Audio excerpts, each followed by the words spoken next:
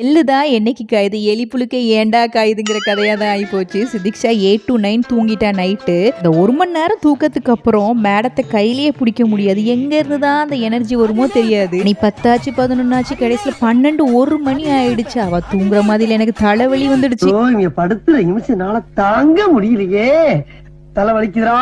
இதுக்கு மேல முடியாது. கண்டிப்பா சுட சுட ஒரு காஃபி குடிச்சாதான் நம்ம மைண்ட் ரிலாக்ஸ் ஆகும்னு சொன்னு பக்கத்துல இருக்க கேஃபிடேரியா போய் பார்த்தா நான் மட்டும் தான் தூங்காம இருக்கேன்னு நினைச்சேன். பார்த்தா பாதி ஊரே அங்க தூங்காம தான் இருக்கு. காஃபி ஆர்டர் பண்ணிட்டு அப்படியே மெனு கார்டை பார்த்தா பிரெட் ஆம்லெட் என் கண்ணை உறுத்திருச்சா. சரி ஓகேன்னு ஒரு பிரெட் ஆம்லெட்டையும் ஆர்டர் போட்டு உட்காந்துட்டு இருந்தேன். அப்பவாச்சும் சிதிக்ஸா சும்மா இருந்தாலும் கிடையாது. பக்கத்துல இருக்க ஸ்டாண்ட்ல இருக்க எல்லாத்தையும் எடுத்து கீழே போட்டுட்டு இருந்தா. ஆர்டர் போட்டு சீஸ் பிரெட் ஆம்லெட் வந்துட்டு சீஸ் மெல்ட் ஆகி பாக்குறதுக்கே அவ்வளவு அழகா இருந்து. டேஸ்ட்டுமே செம அல்டிமேட், காரம் கம்மியா சூப்பரா இருந்துச்சு. நைட்டு 1:30 இப்படி வெளியே சாப்பிடுறது நல்லா தான் இருந்துச்சு. நானும் சிதிக்ஷாவும் அந்த கொஞ்ச நேரம் உட்காந்து சாப்பிட்டுட்டு திவ்யா ஆர்டர் போட்டிருந்த பன்னீர் மேகியும் வந்துருச்சு. அதை சாப்பிட்டு அவங்க என்ஜாய் பண்ணிட்டு இருக்க மூச்சில் தான் டேபிள்ல ஒன்று நோட் பண்றேன். கிளாஸ் இல்ல, அதுக்கு பதிலாக இந்த குடுவையில தான் வச்சிருக்காங்க. இந்த குடுவையில தான் தண்ணி குடிச்சோம். நைட்டு 1:30 ஆயிடுச்சா. ஸோ அதுக்கு மேல வந்து 80s சாங்ஸ் தான் போட்டு வைப் பண்ணிக்கிட்டு இருந்தாங்க. அந்த பாட்டுக்கு நான் கொஞ்சம் வைப் பண்ணிட்டு